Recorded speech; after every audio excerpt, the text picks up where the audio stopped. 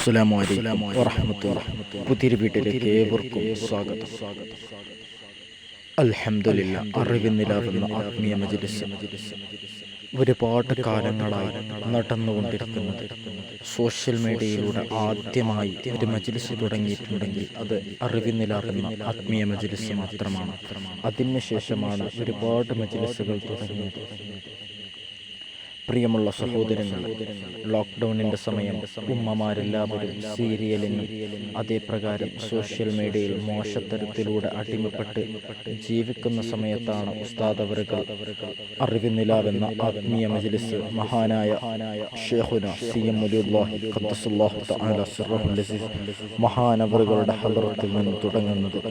അപ്പോൾ ചുരുങ്ങിയ ആളായിരുന്നു ആ മജ്‌ലിസ് കണ്ടിരുന്നത്. ഇന്ന് വലിയ വലിയ ഉസ്താദുമാരുടെയും പാവപ്പെട്ട ഉമ്മമാരുടെയും വാപ്പമാരുടെയും ദുആ കൊണ്ട് ഒരുപാട് ആളുകൾ ദിവസവും ഈ അറിവിന്നിലാവുന്ന ആത്മീയ മജ്‌ലിസ് കാണുന്നുണ്ട്.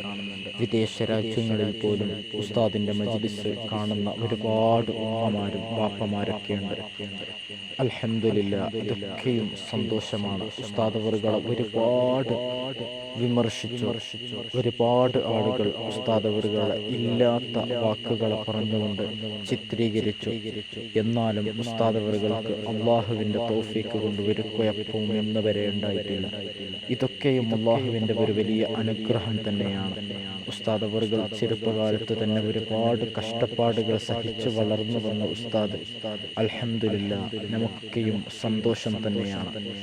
ഹറമിൽ വെച്ചും മദീനയിൽ വെച്ചും ഒരുപാട് മജ്‌ലിസുകൾ നടന്നു. വിശുദ്ധമായ റബീഉൽ അവ്വൽ 12-ന് ലോക മുസ്ലിമീങ്ങൾ ഹബീബായ നബി സല്ലല്ലാഹു അലൈഹി വസല്ലമ തങ്ങളുടെ പേരിൽ സ്വലാത്തുകളും സലാമുകളും മൗലിദുകളും പാരായണം ചെയ്യുമ്പോൾ ഉസ്താദ് അവറുകൾ വിശുദ്ധ മദീനയിലായിരുന്നു. അവിടെ നിന്നാണ് നമുക്കൊക്കെയും പ്രാർത്ഥിച്ചത്, അല്ലാഹു തആല ഈ ആത്മീയ മജ്‌ലിസ് അറിവിന്നിലാവുന്ന ആത്മീയ മജ്‌ലിസിനെ ഖിയാമത്ത് നാൾ വരെ നിലനിർത്തട്ടെ. ആമീൻ. ഈ ചാനൽ സബ്സ്ക്രൈബ് ചെയ്യുക മാത്രമല്ല വീഡിയോ മറ്റുള്ളവരിലേക്ക് ഷെയർ ചെയ്തു കൊടുക്കുക. ഇതിൽ ഉസ്താദ് അവറുകളുടെ ഒരുപാട് പ്രഭാഷണങ്ങൾ ഇൻഷാ അല്ലാഹ് ഇനി വരുന്നതാണ്.